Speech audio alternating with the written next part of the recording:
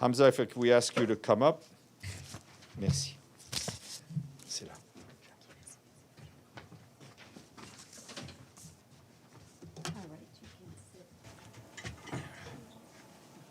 Thank you.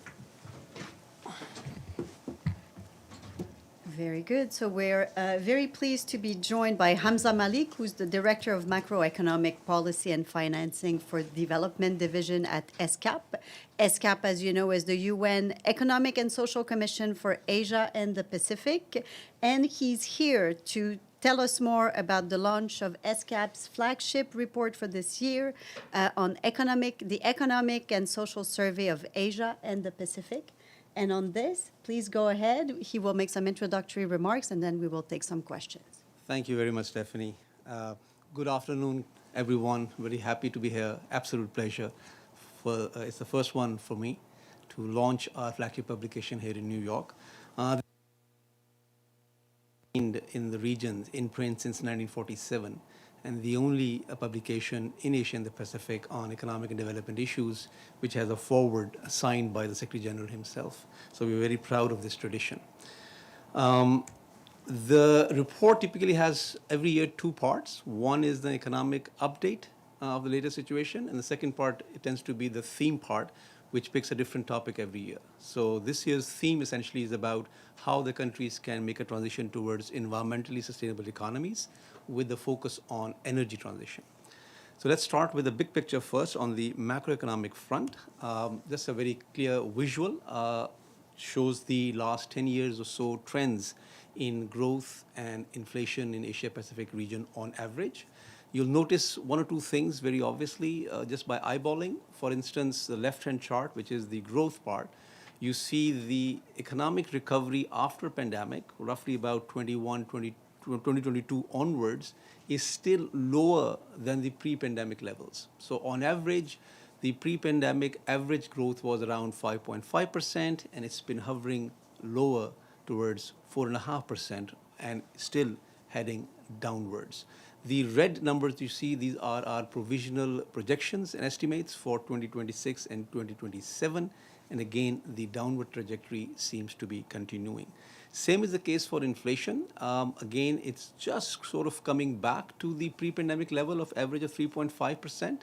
But again, there's an uptick in the wake of recent developments in the Middle East, and we're expecting inflation to jump up again 4.6% on average. As you can tell, higher inflation tends to have, in addition to higher cost of living, implications for interest rates, which in turn feed back into the fiscal position of countries, which impedes their ability to respond to crises and so forth. Nevertheless, Asia-Pacific remains the engine of a global economic growth. So more than half, or about 53.4% of growth is expected to come from Asia-Pacific region. So whatever happens in Asia-Pacific matters for the rest of the world.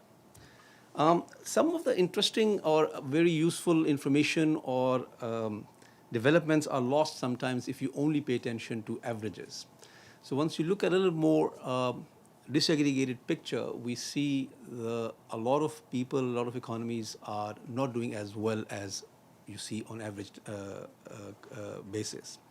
So here we are highlighting only two main risks to the outlook of the economy. One is the recent conflict in the Middle East. Second is the recent uptake in protectionism or trade protectionism, to be precise.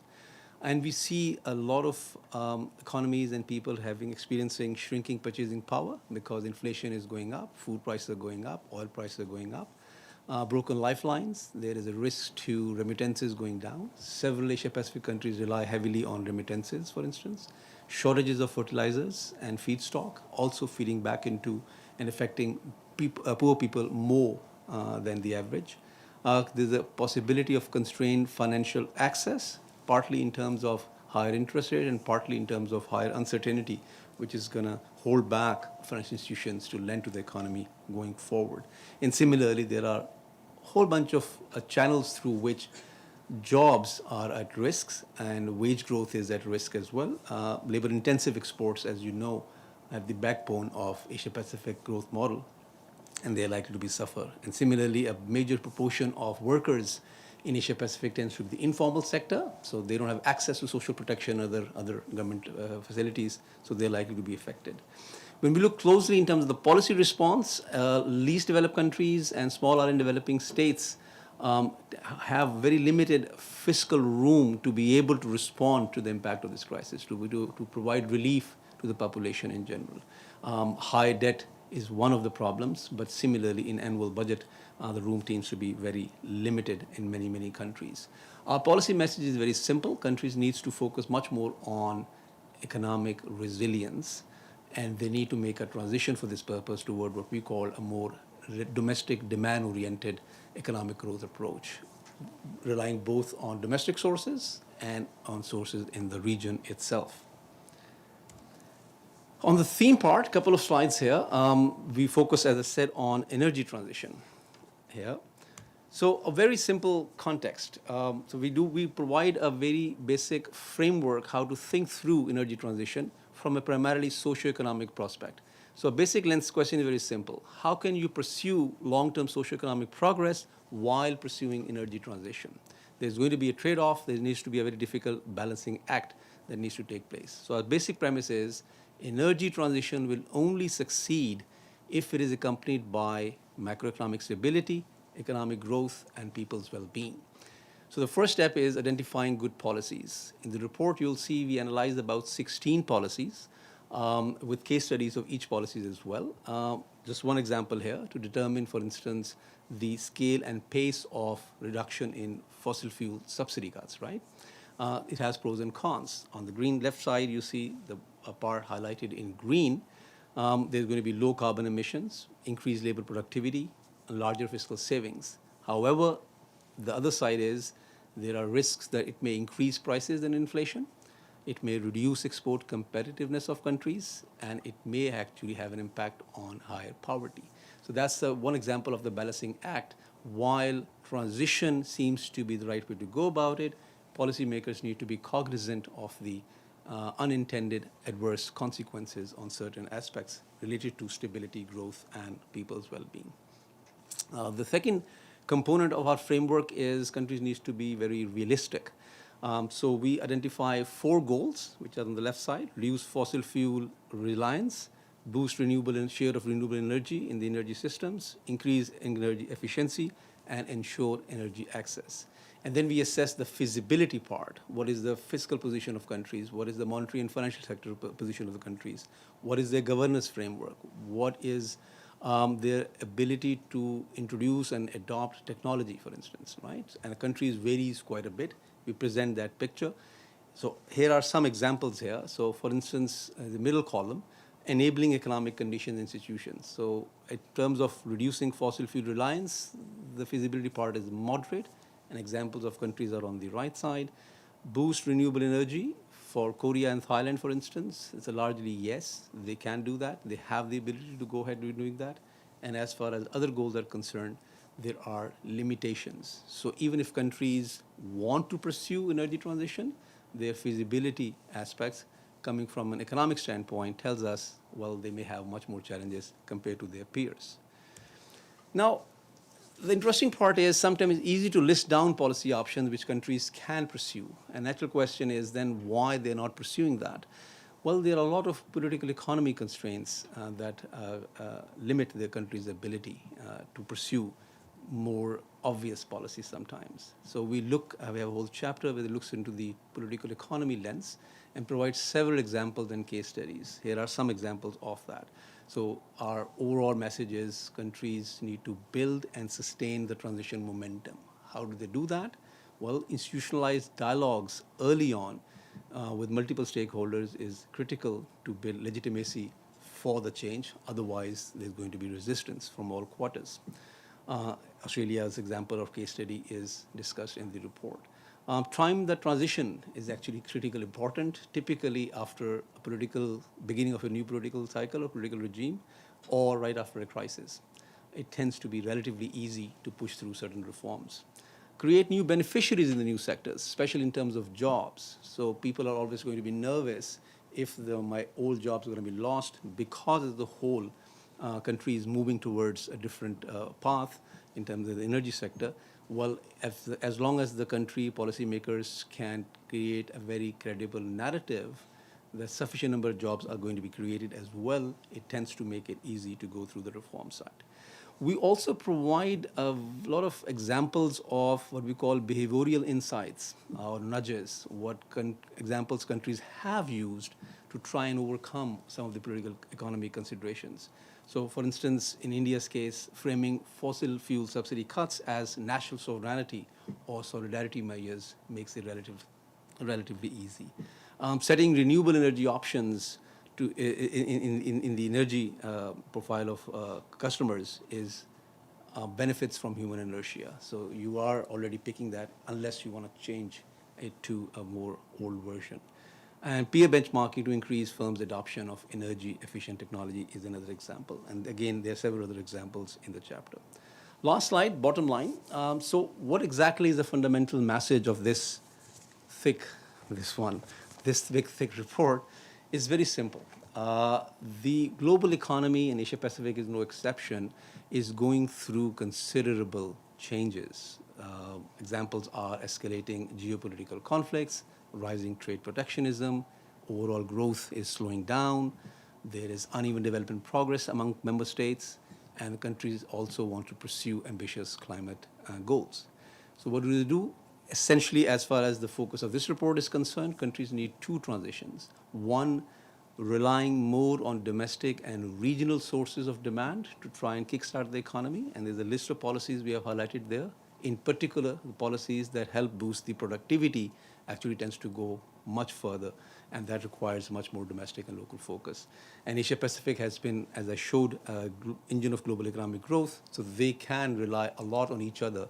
So regional cooperation being strengthened can facilitate tapping on those resources within the region itself.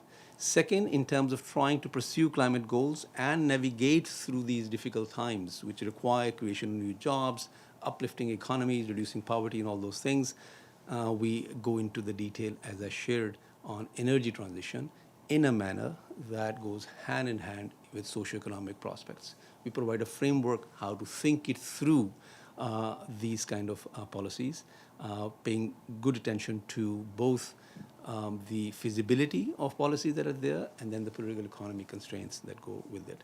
And that's what we think can actually provide a basis for an inclusive, resilient, and sustainable future for Asia and the Pacific. Here is the QR code linked to the report. Feel free, you can have access. There are a couple of hard copies there at the back if you prefer that, and I'll be here later on as well to discuss in detail, but thank you very much for your attention.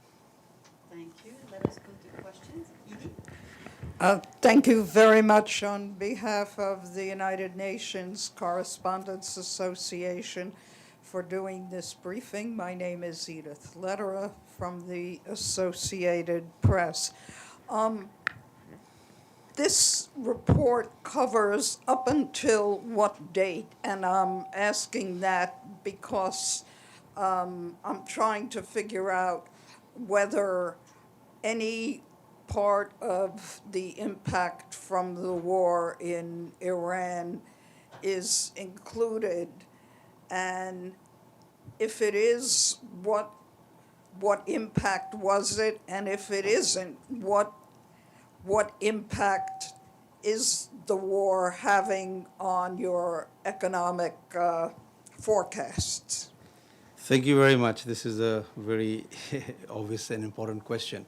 The work on the report was finalized during the first week of March, right around the same time. But we did delay it a little bit to have some assessment incorporated in the report. So you'll find a dedicated box, for instance. We revisited entire chapter 1 to revisit some of the forecasts and assumptions to go through that. The last date of the assessment where we closed publication was 17th March. So all the data on which we based our assessment in terms of forecast was essentially up until 17th March.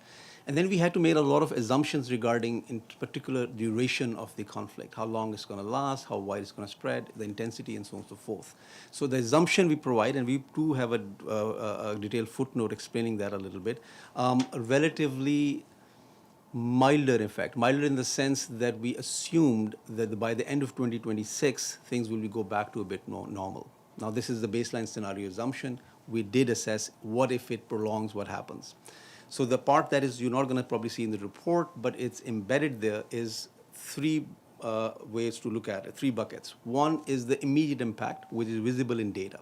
Oil prices, stock market declines, currency depreciation, freight costs going up, something that we can already observe, which we were able to observe even in mid-March also. That is reflected. Second is, which we think is likely to happen for sure, when the data becomes available with 1 or 2 more months. For instance, on inflation, on impact on trade, impact on remittances, and a few other macro indicators for which we can say it's all likelihood, even with now with the information we have, will see an impact in the numbers. The third bucket is a little more longer term, over a year, the impact on poverty, displacement of workers, and so on and so forth, right? So we indicate those kind of potential impacts, but sticking only to commenting and incorporating assessment based on which the data was actually available. Just a quick follow-up. Obviously, Asia has two of the world's major economies, both China and India, both quite dependent on oil imports. Did you specifically look at that issue? Yeah, not only for India and China, including India and China, we did look specifically at that aspect. So when we were revisiting our forecast, which we have made earlier. So for instance, the average growth we project is 4%, and we had to reduce the estimate for 2026 growth for both India and China. China's share in the average Asia Pacific is around 40%. So the moment you change China's forecast a little bit, the whole average tends to be affected quite a bit. Similarly, India is a bigger economy as well. So for both, we reduced. For China, it was 5% in 2025, and for 2026, we're assuming it's going to go down to 4.5 or 4.6%. Or maybe in one scenario, 4.3% also. And similarly, India, which was growing over 7%, we expect it's going to grow down by at least less by over 1%, 6.7% or so, primarily because of the impact on dependence on oil. China is relatively less, about 38% on oil, but overall, yes, through multiple channels, either gas or oil or fertilizers, it varies quite a bit, but we did look at those impacts for sure.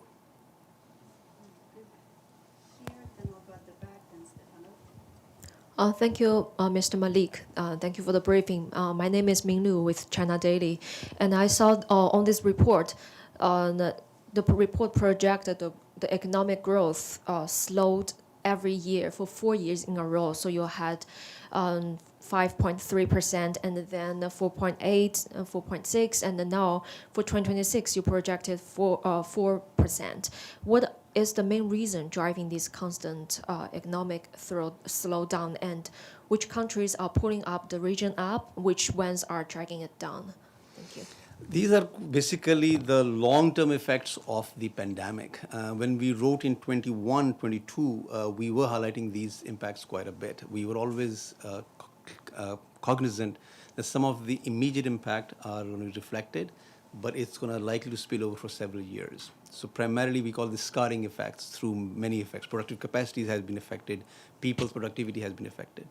That now, with a lag of about 3-4 more years of information, we do see in the data. So productivity slowdown is the major reason why Asia Pacific is not going back to its pre-pandemic levels. It was on a declining trend actually before the pandemic. Pandemic simply exacerbated that trend quite a bit. That's number one reason. As a consequence, for example, the income convergence between developing countries in Asia Pacific and advanced countries has now slowed down to the extent because it's on a downward trajectory for sure. So it has a long-term effect for sure. Inflation, same thing. It takes a while, right? So cost of living went up. Then with the Russian-Ukraine conflict adding further impetus to prices going up. So it took 3-4 years before the inflation on average started to come down, which meant interest rates remained higher relative to what they would have been had there been no pandemic or wars, right?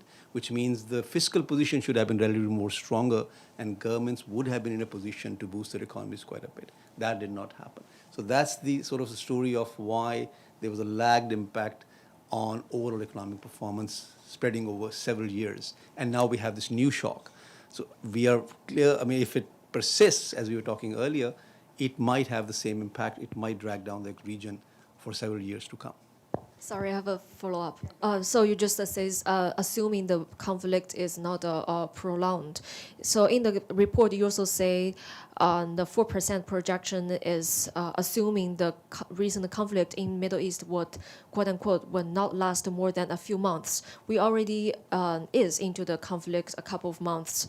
Would you think it's already leading to the scenario you describe in the report, and what likely very much impact this year's economic growth? Yeah. So we had to close the publication of the report by 17th March. Even that was delayed by 2 weeks, right? So that was a assessment or assumption we made, highly uncertain, highly provisional. We note that. But internally, we do actually keep track of alternative scenarios, possibilities, right? So this is the annual publication, comes once in a year. In addition, we do put out what is called a quarterly economic update. So it comes out a short version, 8 or 10 pages, based on latest developments. We put out there. The next issue is going to be, I think, third week of May. So by that time, we'll have more information, and we'll see, do we need to revisit our assessment now that more data is available, now that there's more information available on what's happening in the conflict. So we will be keep revisiting those things. But overall, I think it's clear the trajectory is downwards. The chances it's going to go back up is going to be relatively lower. Even if it is over, the damage in many ways has been done, right? So the decline is already 4% in a relatively better scenario. So if it gets worse, it's most likely getting worse than 4% on average. Thanks, Mr. Malik, for your report. My name is Zina. I'm working for IM and Free and Homeland News. My question here, with the rise of AI, and I'm sure that you will use it in the future to reduce this poverty, and it's increasing poverty even here in the most developed countries, how you are planning to combine between both stuff, AI, and how you will fight poverty with it? Well, this is not related to the discussion or theme of our research over here. It's an overall global trend affecting all aspects of, I would say, societies, economies, the way people function and work on a daily basis. AI to me is simply a tool at the moment, right? So more and more people and workplaces are incorporating that if they take it as a tool. It can create disruptions in terms of when we provide economic assessment, we keep track of what we call overall mega trends like climate change, demographic changes, and technological advancements. For AI, what remains to be seen is what would be the impact of AI on productivity levels, the point we were talking about earlier. Right now, we don't see that clearly in the data. It's too early, so differently. So if AI innovations or advancements end up having an impact on productivity levels, then it's going to overall beneficial for the economy. That's the part we will assess and comment in our report. Other than that, the impact of AI on people or workplaces, this is beyond the scope of our publication.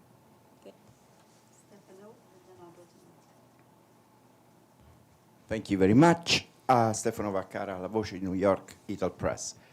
I was just reading, I think it's a summary, the foreword written by Secretary General.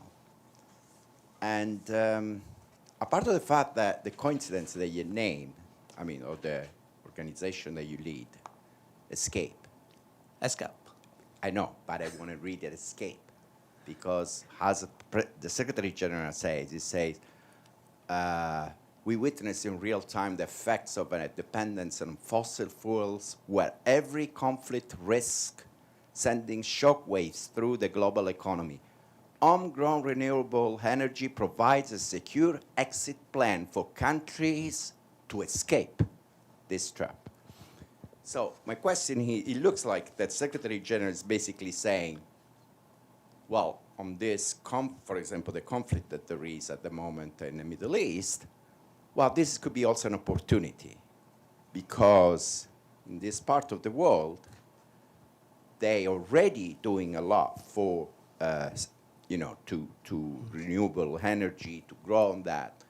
Well, my question to you is, at this point, in your, I don't know if in your report, because like you said, you had to close it in the middle of March, but the war in the Middle East could be an opportunity to actually have a better data that you wrote here about having increase in renewable energy, the escape from fossil energy. Is it correct? Yeah, by and large, yes. The sense of urgency has gone up. So the way we put it and way we have put it here, even prior to the beginning of the conflict, is the need for two keywords: resilience and diversification. So in general, if economies are relying on one source of production, for instance, on oil, or one source of market in only one area, right? They're much more vulnerable to potential shocks, could be anyone, right? That's a general principle. So this is the point we keep highlighting even before the conflict, and when we were analyzing the energy transition part, we were highlighting that. Those countries that are relying too much on fossil fuels are exposing themselves for potential shocks, could be all sorts of shocks, economic and non-economic shocks. So the need to diversify is important. Second principle is when the shocks do happen, countries that are more resilient in the economic sense tends to do better. So how do you develop resilience? Diversification is part of that, and then you have to invest in a whole bunch of range of policies. I think in 22 edition, we actually explicitly focus on the resilience part in the context of pandemic, why countries need to focus on those kind of things. So now when the conflict has happened, and the Secretary General's, I think, forward was finalized just around that time. The research was done for the last 10 months prior to that, between July and February. So when the Secretary General's forward was finalized, I think it went in the print around 17th March, so early March. So that is just a sense of urgency, in a sense. So, but the way I look at it, the analysis in the report, the theme part, for instance, it is irrespective of the conflict or not, making a very clear case for energy, for diversification, for resilience. The conflict has simply exacerbated or amplified, actually, the importance of the issue. And yes, it can give a lot of opportunities to countries now to give more weight to these considerations, or to try and confront the policies or political economic considerations that were holding them back in a way to pursue in a more ambitious and aggressive manner. So I expect it should be a little more faster now. Go ahead, Nam. Thank you, Mr. Malik. This is Namo Abdullah with Rudao Media Network. I have a question on Turkey. As an ESCAP member in South and Southwest Asia, I believe. Turkey, as you know, has been dealing with currency instability for several years. How is that? I wonder if the report says anything about that, and any spillover effects from Turkey to the wider region. Thank you. It's a regional assessment report, so we are minimal when it comes to going in the detail of country level impacts or situation, unless something is very pronounced or standing out relative to the rest of the region. So I don't recall currency instability, other aspects standing out that much in Turkey in this particular context right now. Turkey's size is the way, for instance, you'll see a whole section. So the entire ESCAP region is divided into 5 sub-regions. Turkey fall in what we call SSWA, South and Southwest Asia region, along with India and Pakistan and other South Asian countries. But for our assessment purposes, that is there. That has been the fastest growing region, sub-region in Asia and Pacific for a while, primarily led by India, but then Turkey is also a prominent economy. So in general terms, we don't see that specific challenges that Turkey is following. We don't go after those as assessment. If something stands out now in the context of conflict, or later on things get more destabilized, we look into that for sure. Some countries' currency markets, some countries' stock markets have reacted more than others in the context, but it's too early to right now say, okay, this country is now really in trouble. It's still third week of April, which means hardly any data points have come out yet. So I think for a proper assessment based on data, at least July. So some of the high frequency data comes with a month's lag. So we need to have 2 or 3 observations at least in inflation and trade and currency markets to see, okay, this is now much more pronounced than the peers, and hence require much more deeper dive and seeing its impact on the sub-region economy and then overall economy as well. Very good. We have still a few questions from the room, and also I see one online. Why don't I go to you, Evelyn? You still have a question? And then I'll go online, and we will conclude with Iftikhar online. Go ahead. This is Arun Lewis from Indo-Asian News Service. I want to know, how do you rate India's transition to sustainable energy? And I have a couple of other questions, so maybe take one after the other. Rate as in what sense? No, how do you rate India's transition to sustainable economy in terms of energy use? India has been on a very clear gradualist path, I would say, overall. This is one of our messages, actually, if you see in the highlights also. We use the term calibrated path, because if countries move too quickly, as I was highlighting, they might end up having unintended consequences. India has been much more deliberate and slower even before the recent developments and so forth. But they have been moving. Not necessarily. I think their targets for climate emissions are 2070 or so in terms of clean energy and others. Much slower, much delayed. The balancing act, of course, is the reason behind that, of course, is if they try and move too quickly, it might have an adverse effect on economic growth. And they have been one of the fastest growing economies from the region. So I'll rate them as much more prudent, much more gradualist, much more calibrated, much more calculated in terms of moving in that direction. But they are moving in that direction. You said that the growth rate for India was cut by about 1%. Do you see that as having a relative resilience in terms of being able to sustain an overall high growth rate in spite of the Iran war and the impact on the energy sector? At the end of the day, the sustained aspect of growth rate depends on the productivity of a country, right? So if underlying productivity is growing, you can actually sustain high levels of growth, other than contribution for what we call factors of input. So India's population is huge, so they have a lot more absorptive capacity to absorb labor into productive areas still. That has been one major reason why India has been growing at a very high rate for a while. After a while, countries enter what they typically call middle income trap. Then things tend to slow down because the contribution on the margin coming from absorption of labor or capital on the margin slows down. And then the real contribution comes from productivity growth, which in turn depends on technology. So far they have been sustaining, I think, really high levels of growth. I don't see the reasons why it cannot do that. One aspect which I didn't mention, for instance, and I think that will be applicable for India, and many other countries. So how do you adopt a new kind of renewable energy sources and technology associated with it? So the rate of adoption of technology in turn will facilitate both the economic growth rate and pace of adoption of renewable energy. And India can be one of the leaders in that. And finally, my last question, what suggestions would you have for India to weather the energy crisis right now and continue its growth trajectory? One message which is very general and certainly applicable to India is, and India has relatively more space compared to many other countries, is what we call targeted fiscal support to vulnerable population. Low-hanging fruits. It has many advantages. We spell it out also. So the propensity to spend by lower income strata tends to be higher. They should be deliberately temporary measures and deliberately targeted to populations that are much more vulnerable. It's not that hard to now assess which are vulnerable populations or not. People who are much more dependent on food, for instance, and if the food prices are going up, they will need much more support, and that can be figured out. So they do have fiscal space to be able to undertake those policies.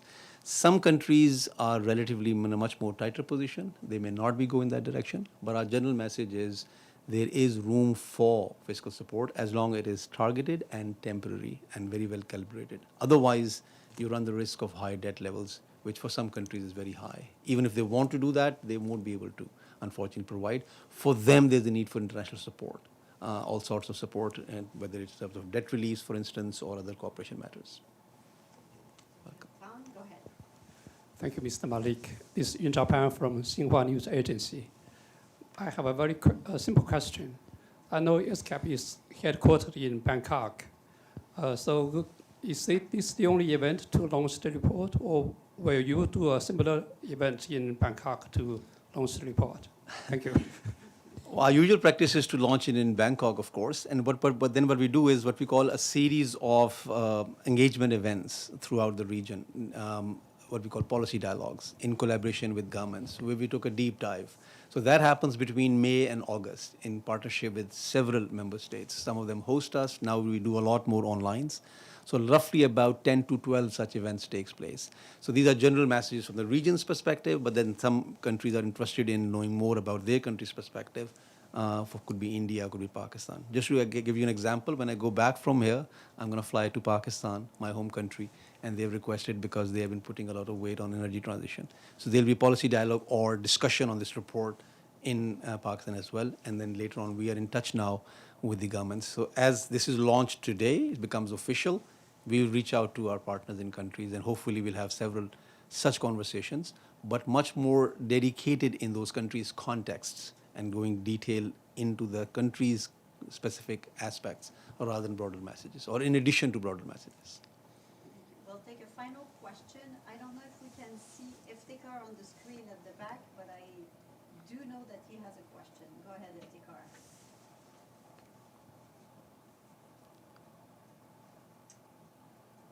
Oh, we lost your image. Iftikhar, do you still have a question? And let's see, now I see an image. I can't hear you. If you want to try to unmute.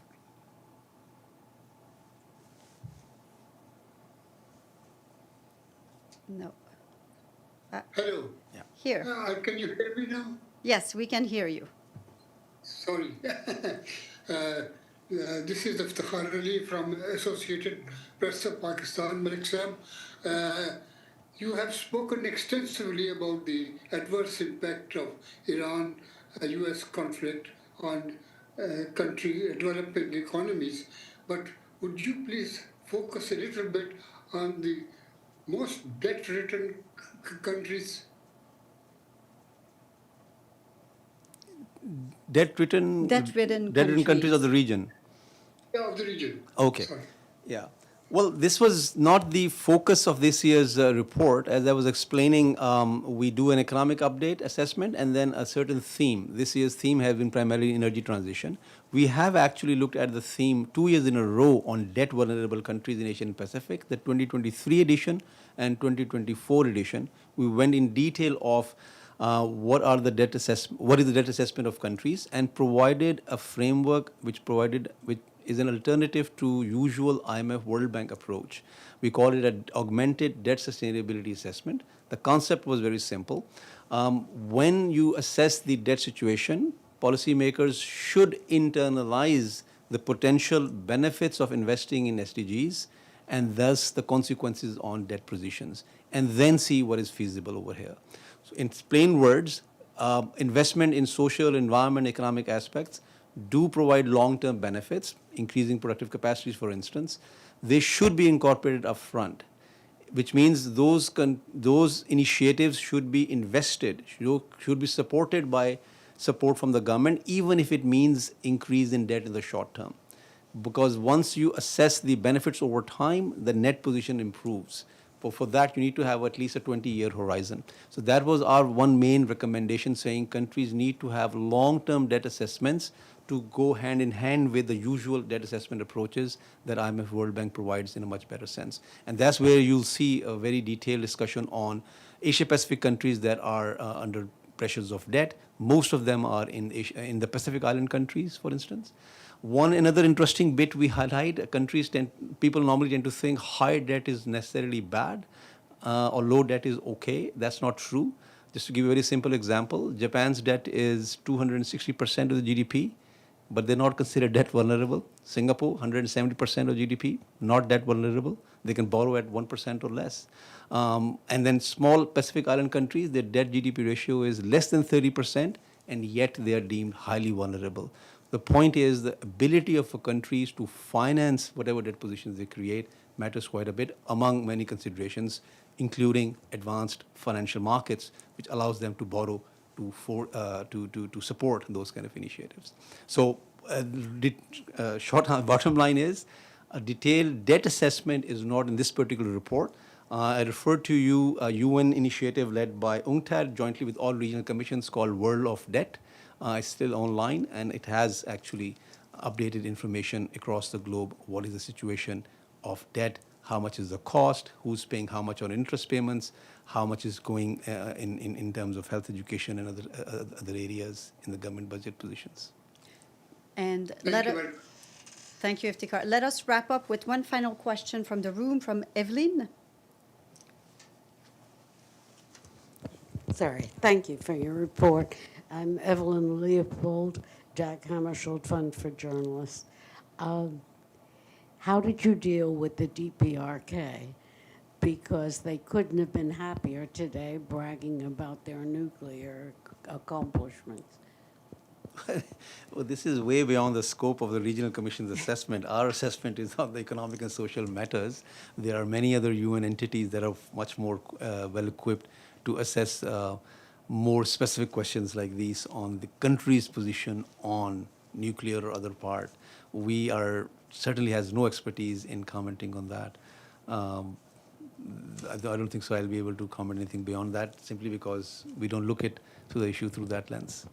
Did you deal with them because they have trouble feeding their people too outside of the capital, do they not? Not directly. At least the area that I look after, or in general ESCAP, is around development issues, which essentially it runs into policy advice, including DPRK as one of the member states. So, but more specific country level support, lately, no, not with DPRK. Several countries, we do work directly one-on-one with them, but in this case, no, not lately. Thank you very much. So we had Hamza Malik, who's the Director of Macroeconomic Policy and Financing for Development Division at ESCAP. The full report is online. And we no longer have the QR code, but I'm sure you all have either a copy of the report or you can find it online. Thank you. Thank you very much for your time.